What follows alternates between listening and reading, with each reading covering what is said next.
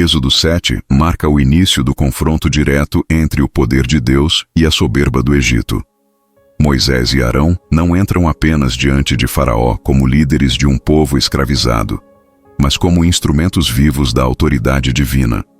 Neste capítulo, a palavra revela que o endurecimento do coração humano não limita o agir de Deus, pelo contrário, se torna palco para que sua glória seja manifesta.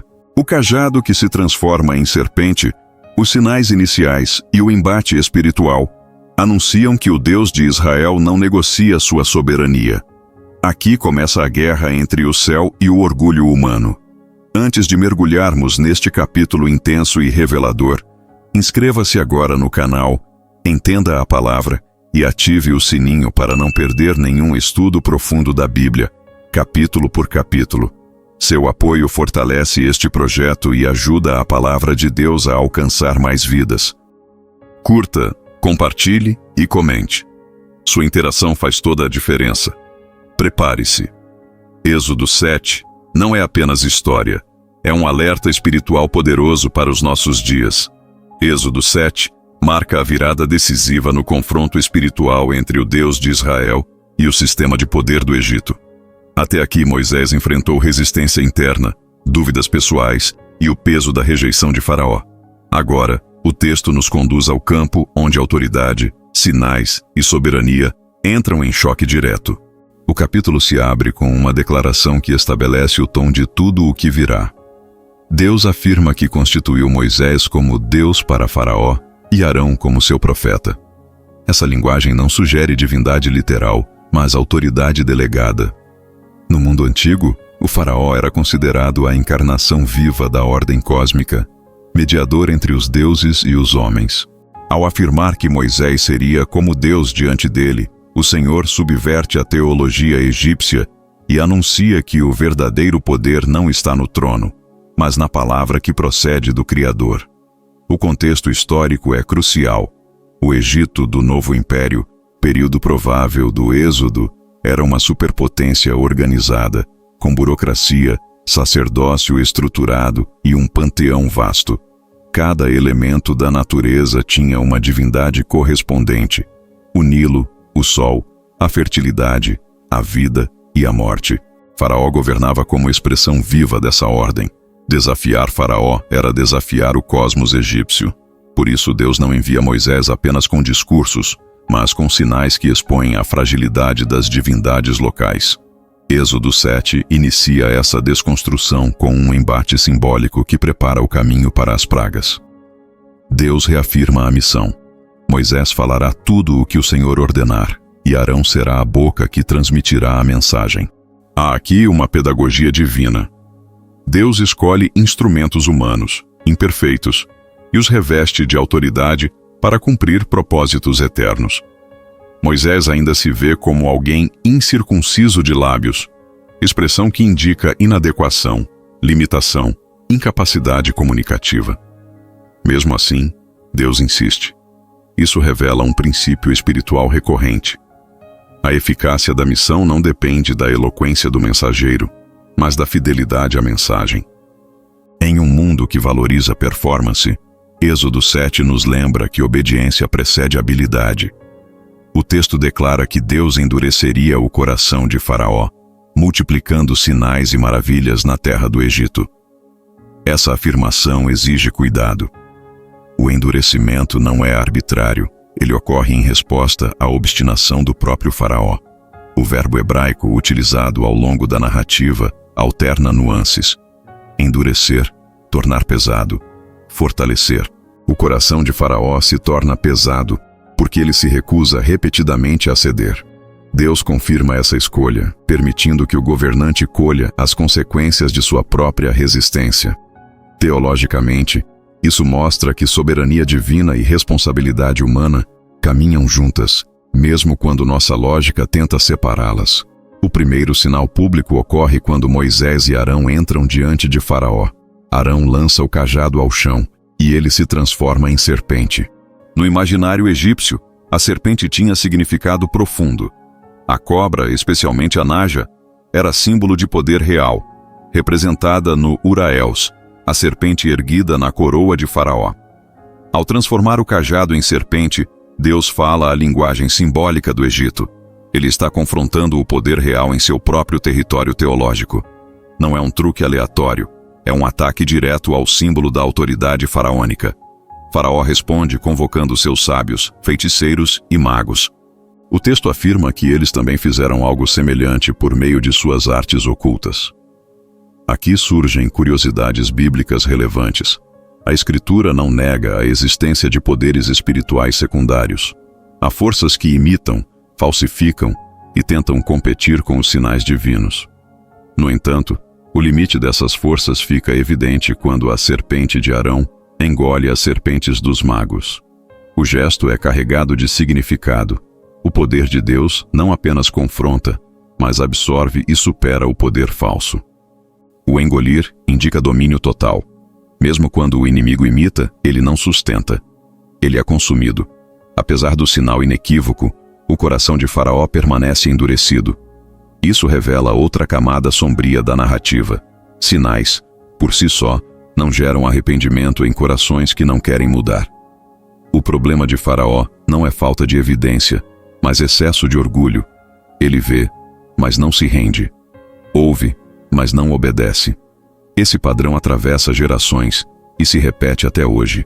Há pessoas que pedem sinais, mas quando os recebem, racionalizam, minimizam ou resistem, porque o verdadeiro conflito não é intelectual, é moral e espiritual. Em seguida, Deus anuncia a primeira praga, a transformação das águas do Nilo em sangue.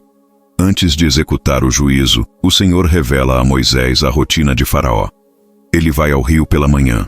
O Nilo era o coração do Egito, fonte de vida, fertilidade e estabilidade econômica. O deus Api personificava suas cheias, e Osíris estava ligado ao ciclo de morte e renascimento, simbolizado pelo rio. Ao ferir o Nilo, Deus atinge o centro nervoso da civilização egípcia. Não é apenas uma crise ambiental, é um colapso teológico. Moisés recebe a ordem de se posicionar à beira do rio com o cajado. O ato público reforça que o juízo não é oculto. Deus expõe sua ação diante de todos. Arão estende a mão, toca as águas, e elas se transformam em sangue. Peixes morrem, o rio cheira mal, e os egípcios não conseguem beber. O detalhe do odor é significativo. O que antes era fonte de vida torna-se repulsivo. Quando algo é idolatrado, mais cedo ou mais tarde se torna tóxico. Essa é uma aplicação direta para nossos dias. Sistemas, ideologias e estruturas que prometem vida, quando ocupam o lugar de Deus, acabam produzindo morte espiritual. Os magos do Egito conseguem imitar o sinal em pequena escala, mas isso apenas agrava a situação. Eles não purificam a água, apenas reproduzem o problema. Essa é uma marca do poder falso.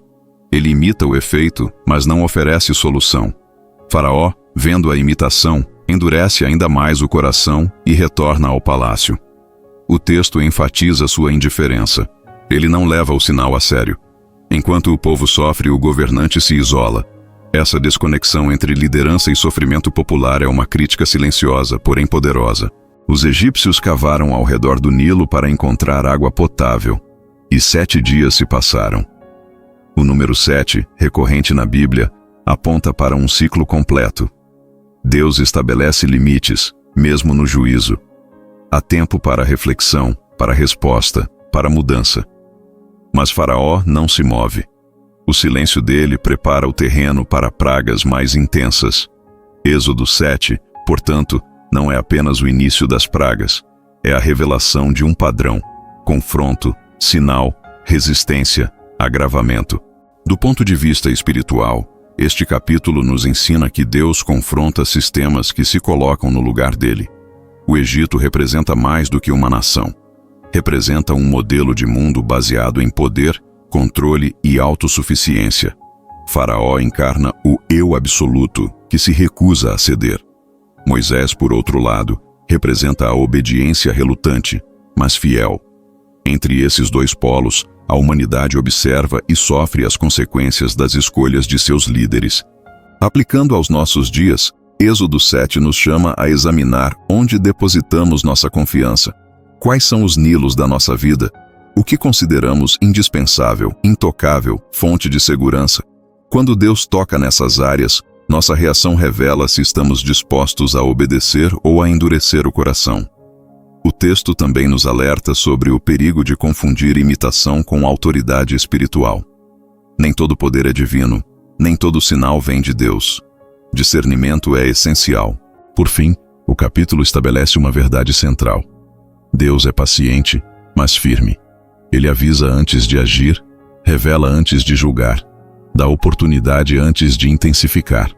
Porém, quando a resistência persiste, o confronto se aprofunda. Êxodo 7 é o anúncio de que a libertação de Israel passará pelo colapso das falsas seguranças do Egito. E isso, embora doloroso, é o único caminho para a verdadeira liberdade. À medida que Êxodo 7 avança, o texto bíblico nos conduz para um dos confrontos mais simbólicos e espiritualmente carregados de toda a Escritura: o embate entre o Deus de Israel e os deuses do Egito. Não se trata apenas de um duelo de poder visível, mas de uma guerra de autoridade espiritual, identidade e soberania. Moisés e Arão não estão diante de um simples governante humano, estão diante de um sistema religioso, político e espiritual, que se considerava invencível.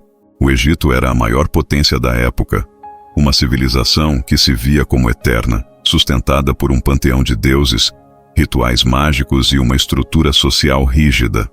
Deus, então, escolhe esse cenário para revelar quem ele realmente é. O texto mostra que o faraó não apenas governa o Egito, mas personifica o próprio sistema de opressão. Ele era visto como um Deus vivo, filho de Ra, o Sol. Quando Deus envia Moisés, não está apenas pedindo a libertação de um povo escravizado. Está desafiando diretamente a divindade do faraó. Cada palavra dita por Moisés ecoa como uma afronta direta ao trono, aos sacerdotes, aos magos e às crenças que sustentavam aquela civilização. O conflito, portanto, não é político, é espiritual. Não é diplomático, é teológico.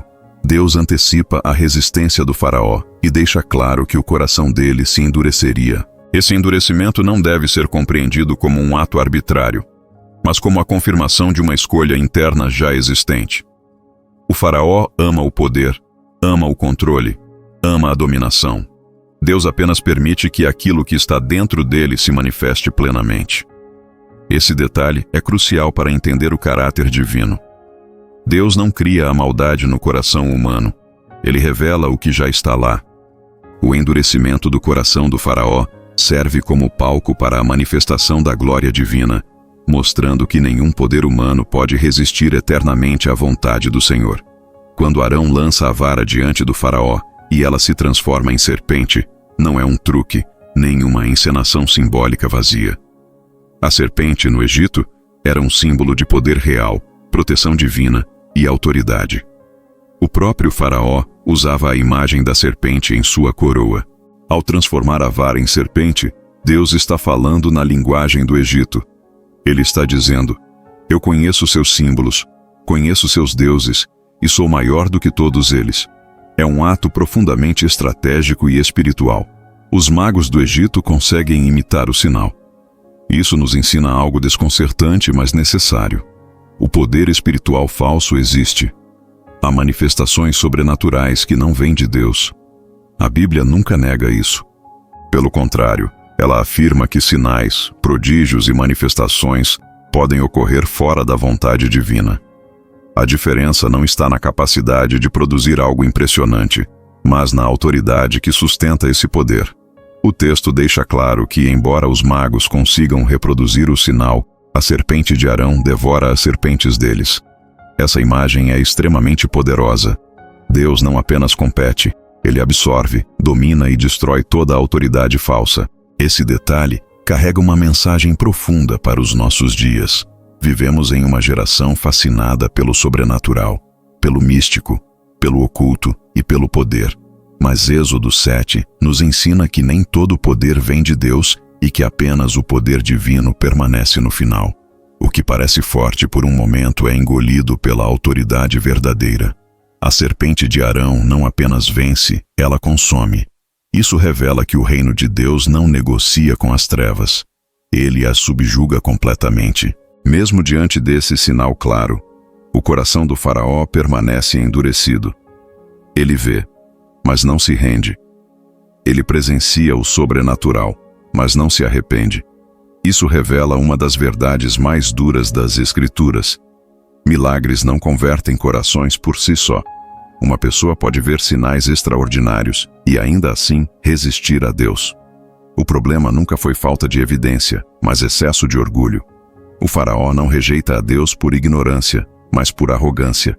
Ele não quer perder o controle. Então, Deus inicia a primeira praga. As águas do Nilo se transformam em sangue. Esse evento é carregado de significado histórico e espiritual. O Nilo não era apenas um rio, era a fonte da vida egípcia. Sem o Nilo, o Egito não existia. Ele era adorado como um deus, personificado em Hapi, a divindade da fertilidade e da abundância. Ao transformar suas águas em sangue, Deus atinge o coração da economia, da religião e da sobrevivência egípcia. É um ataque direto ao que sustentava aquela nação. O sangue no Nilo também carrega um simbolismo moral. O Egito havia derramado o sangue dos filhos de Israel durante anos. Agora, as águas se tornam sangue diante de seus olhos. É como se Deus estivesse dizendo: o sangue que vocês derramaram clama por justiça. O juízo divino não é aleatório. Ele é preciso, justo e proporcional. Cada praga atinge um aspecto específico da idolatria egípcia, desmontando um a um os falsos deuses. Mais uma vez, os magos conseguem imitar o sinal, transformando a água em sangue. Isso intensifica a dureza do coração do faraó. Ele vê confirmação para sua resistência. Aqui aprendemos algo extremamente sério. Quando alguém decide rejeitar a verdade, até os sinais que deveriam gerar arrependimento se tornam combustível para o engano. O coração endurecido interpreta tudo de forma distorcida.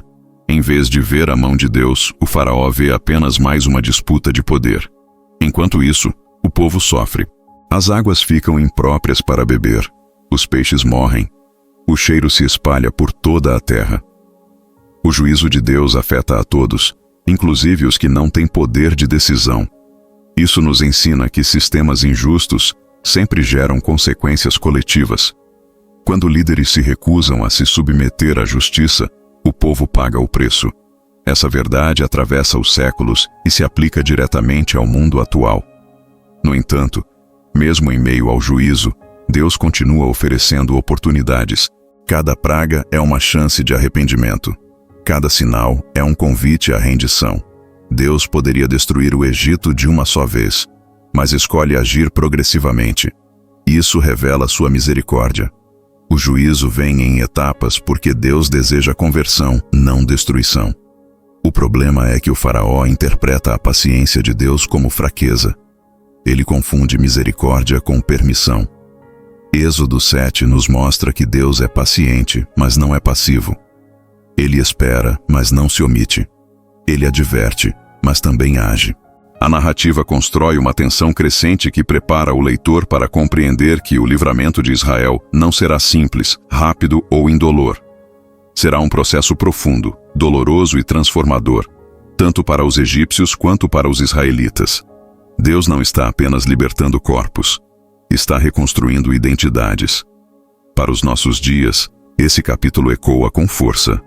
Muitos ainda confiam em sistemas, poderes, estruturas e ideologias como se fossem deuses.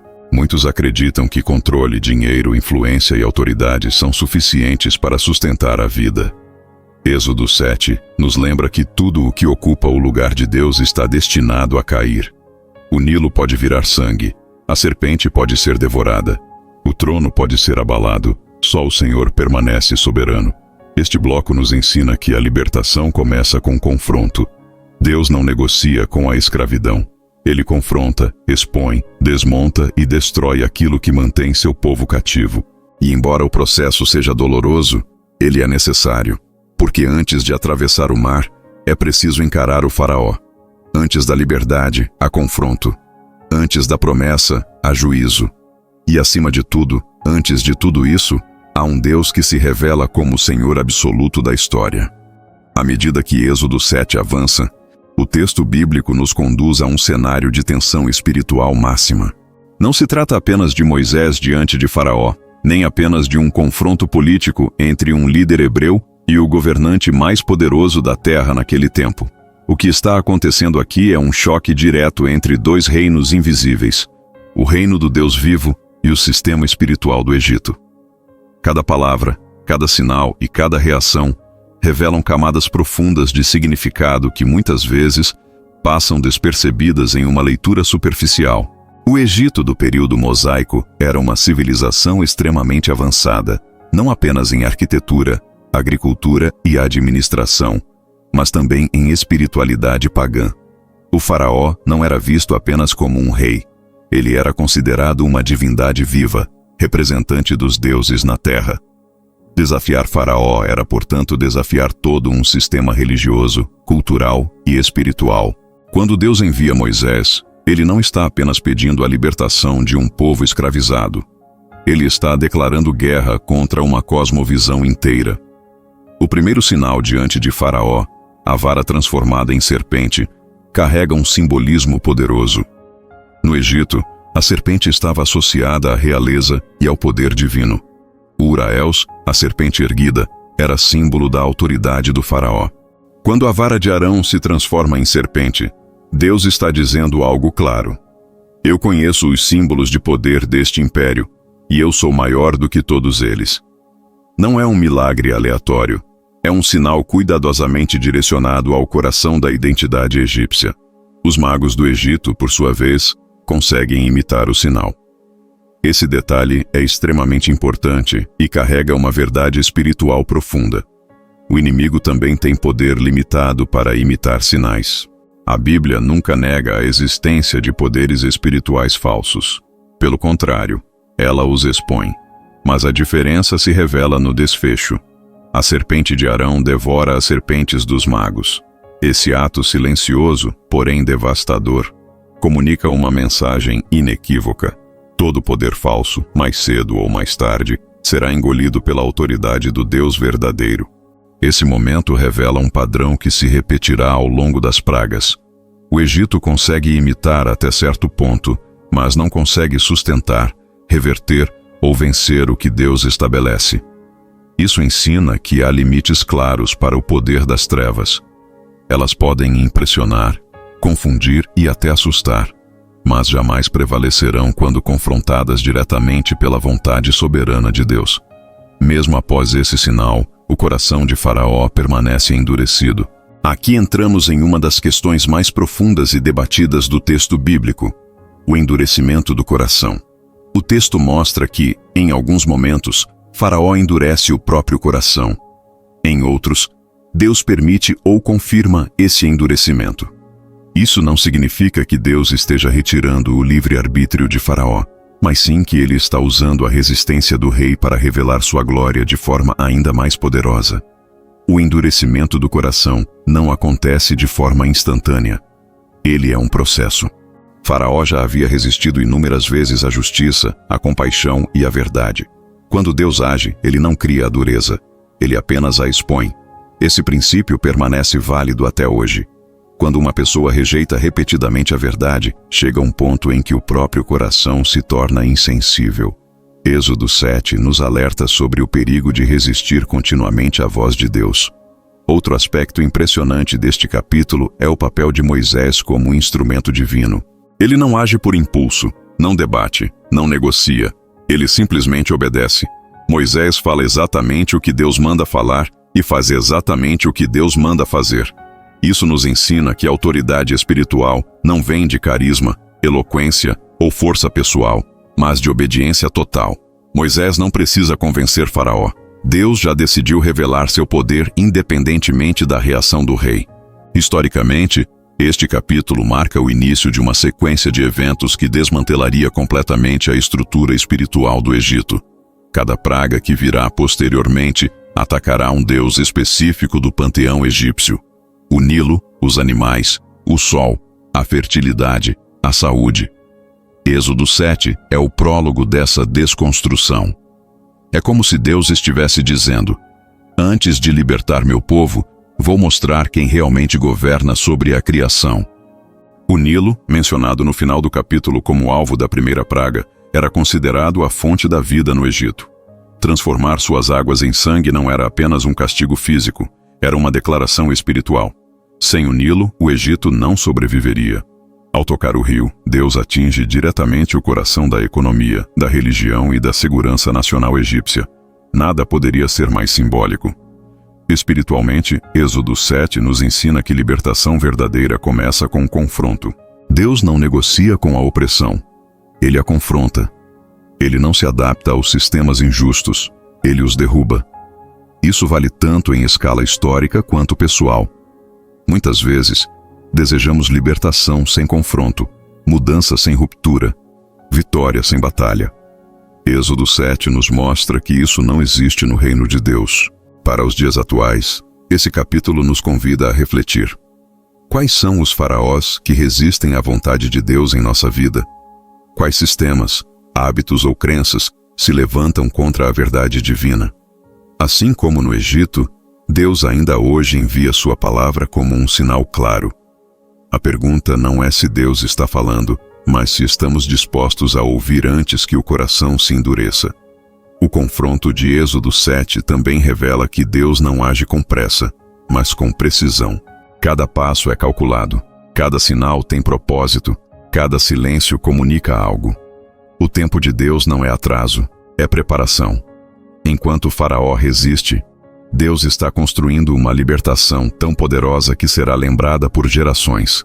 Da mesma forma, enquanto muitas vezes não entendemos o que Deus está fazendo, Ele está preparando algo maior do que podemos imaginar. Assim, Êxodo 7 não é apenas o início das pragas, é o início da revelação pública de quem Deus é. Um Deus que confronta impérios, expõe falsos poderes, honra seus servos obedientes e jamais abandona suas promessas. O conflito está apenas começando, mas o desfecho já está determinado. O Deus de Israel reina soberano sobre todos os reinos da terra.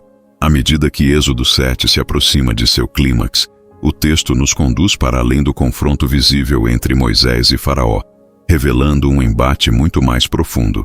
O choque entre a autoridade divina e a ilusão de poder humano. O Nilo, orgulho do Egito, símbolo de vida, fertilidade e prosperidade, torna-se o palco da primeira grande demonstração pública do juízo de Deus. Nada poderia ser mais simbólico. O rio que sustentava a economia, a agricultura, a religião e a identidade egípcia é escolhido por Deus como o primeiro alvo. Isso não é aleatório.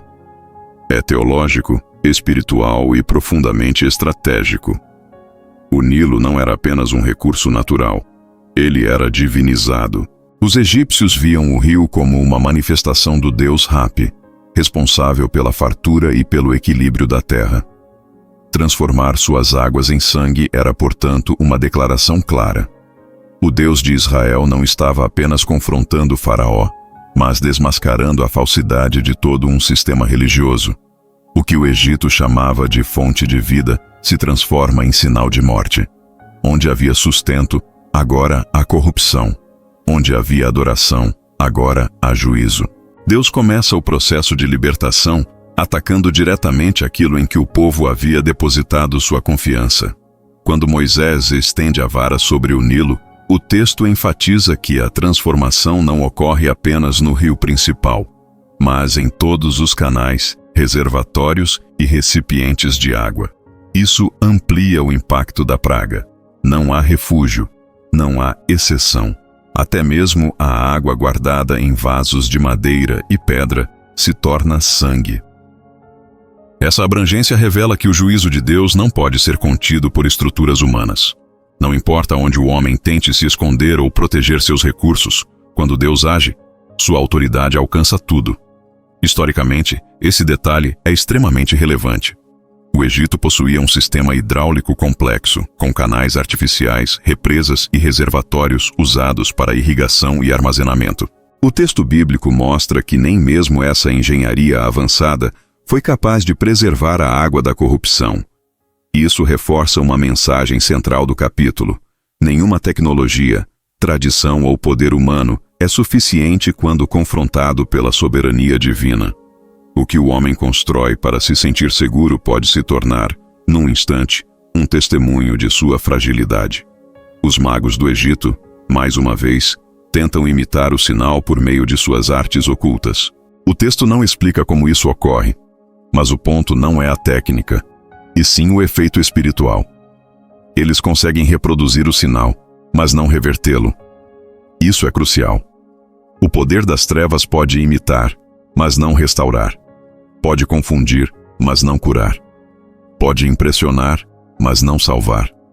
Enquanto Deus transforma a água em sangue como juízo, os magos apenas aumentam o caos. Eles não trazem solução alguma para o sofrimento do povo. Essa é uma lição profunda para nossos dias. Nem todo poder que impressiona vem de Deus, e nem toda manifestação sobrenatural produz vida. O coração de Faraó, mais uma vez, permanece endurecido. Ele vê o sinal, reconhece o impacto, mas se recusa a se submeter. O texto deixa claro que esse endurecimento não acontece por falta de evidência, mas por resistência interior. Faraó não ignora os sinais, ele os despreza. Isso revela um padrão espiritual perigoso. Quanto mais o homem resiste à verdade, mais insensível se torna. O coração endurecido não é ausência de sinais, mas rejeição deliberada da voz de Deus. O povo sofre, os peixes morrem, o rio cheira mal, a água se torna imprópria para consumo. O texto descreve 7 dias completos de calamidade. Esse período não é apenas cronológico, mas simbólico. 7 na Bíblia representa plenitude. O juízo é completo, não é um acidente natural passageiro. É uma ação intencional, controlada e pedagógica. Deus está ensinando algo não apenas ao Egito, mas também a Israel. Ele está mostrando que é capaz de controlar aquilo que parecia incontrolável e de humilhar aquilo que parecia invencível. Do ponto de vista espiritual, essa praga revela que Deus começa seu agir tocando na fonte. Ele não trata apenas os sintomas da opressão, ele confronta sua raiz. O Egito não oprimia Israel apenas por força militar, mas por um sistema inteiro de poder, economia, religião e cultura. Ao tocar no Nilo, Deus atinge o coração desse sistema. Ele demonstra que libertação verdadeira não acontece apenas quando correntes são quebradas, mas quando os falsos fundamentos são expostos e destruídos. Para Israel, que observava tudo à distância, essa praga tinha um efeito restaurador. O povo que havia clamado sob escravidão agora via seu Deus agir publicamente. Isso fortalecia a fé, restaurava a esperança e reconstruía a identidade espiritual de uma nação que havia vivido décadas sob humilhação. Deus não estava apenas preparando o caminho para a saída física do Egito. Ele estava reconstruindo a consciência espiritual de seu povo. Antes de conduzi-los ao deserto, ele precisava mostrar quem ele era. Há também uma aplicação pessoal profunda nesse bloco. O Nilo representa tudo aquilo que, em nossa vida, ocupa o lugar de fonte de segurança. Pode ser dinheiro, status, relacionamentos, controle, religiosidade vazia ou autossuficiência. Quando essas fontes são tocadas por Deus, muitas vezes sentimos desconforto, perda e confusão. Mas esse toque não é destrutivo por si só. Ele é revelador. Deus expõe o que não pode sustentar para nos conduzir àquilo que realmente gera vida. O endurecimento de Faraó nos alerta sobre o perigo da resistência contínua. Quanto mais adiamos a obediência, mais difícil se torna ouvir. Quanto mais justificamos nossas escolhas, mais distantes ficamos da verdade. Faraó tinha poder, recursos e conselheiros, mas faltava-lhe humildade. E a ausência de humildade sempre precede a queda. Deus não o destrói de imediato. Ele lhe dá tempo, sinais e oportunidades. O juízo é progressivo, porque o desejo de Deus ainda é arrependimento. Mas quando o coração se fecha completamente, o juízo se torna inevitável. Êxodo 7 termina deixando claro que este foi apenas o começo. A vara foi levantada, o confronto foi estabelecido e o palco foi preparado. O Egito ainda não compreendeu plenamente com quem está lidando. Faraó ainda acredita que pode resistir. Mas o Deus que transformou água em sangue está apenas iniciando uma série de atos que revelarão sua glória de forma incontestável. Cada praga será uma resposta direta à arrogância humana e uma afirmação da soberania divina. Este bloco nos ensina que Deus não entra em confronto para provar algo a si mesmo, mas para libertar, ensinar e restaurar. Ele confronta porque ama. Ele julga porque quer salvar. Ele revela seu poder porque deseja que seu nome seja conhecido. Êxodo 7 não é apenas uma narrativa antiga. É um espelho espiritual que nos convida a examinar nossas próprias fontes, nossos próprios corações e nossa disposição de obedecer quando Deus fala. Êxodo 7 encerra-se como um marco silencioso e poderoso na revelação do Deus que não negocia sua glória. O confronto entre Moisés e Faraó não é apenas um embate político ou social, mas um choque direto entre autoridade divina e soberba humana. As pragas não começam como atos aleatórios de juízo, mas como sinais progressivos que expõem a fragilidade dos deuses do Egito e a ilusão de controle do homem. Cada vara transformada, cada sinal repetido, cada coração endurecido revela uma verdade incômoda. Quando Deus decide agir, nenhuma estrutura de poder consegue detê-lo. O endurecimento do coração de Faraó não acontece por falta de sinais, mas por excesso de orgulho. Mesmo diante do sobrenatural, ele escolhe resistir. Isso nos ensina que ver milagres não garante transformação interior. O problema nunca foi ausência de evidência, mas resistência à verdade. Êxodo 7 deixa claro que Deus fala, Deus alerta, Deus dá oportunidades, mas também respeita as escolhas humanas, inclusive quando essas escolhas conduzem ao juízo. O silêncio de Deus nunca é indiferença. Muitas vezes é o último espaço antes da intervenção definitiva. Moisés, por outro lado, aparece como um instrumento obediente, mesmo consciente de suas limitações. Ele não confia em sua eloquência, nem em sua força, mas na palavra que recebeu. Isso reforça um princípio eterno. Deus não procura os mais preparados, mas os disponíveis. A autoridade não estava em Moisés, nem em Arão, nem na vara. Estava na palavra do Eu Sou. Quando Deus envia, até o improvável se torna instrumento de abalo espiritual e histórico. O capítulo termina sem libertação imediata, e isso é proposital. Êxodo 7 nos ensina que o processo de Deus nem sempre é rápido, mas sempre é preciso. Há fases em que a promessa já foi liberada, mas o cenário ainda parece contrário. Esse intervalo não significa fracasso, mas preparação. Antes da libertação, vem o confronto. Antes da vitória, vem a revelação. Antes da saída do Egito, vem a queda dos falsos deuses. Assim também acontece conosco. Deus primeiro desmonta as estruturas que nos prendem antes de nos conduzir à liberdade. Êxodo 7 não é apenas o início das pragas. É o início do colapso de um sistema inteiro que se opunha à vontade divina. É o lembrete de que nenhum poder humano, por mais sólido que pareça, permanece quando se levanta contra Deus.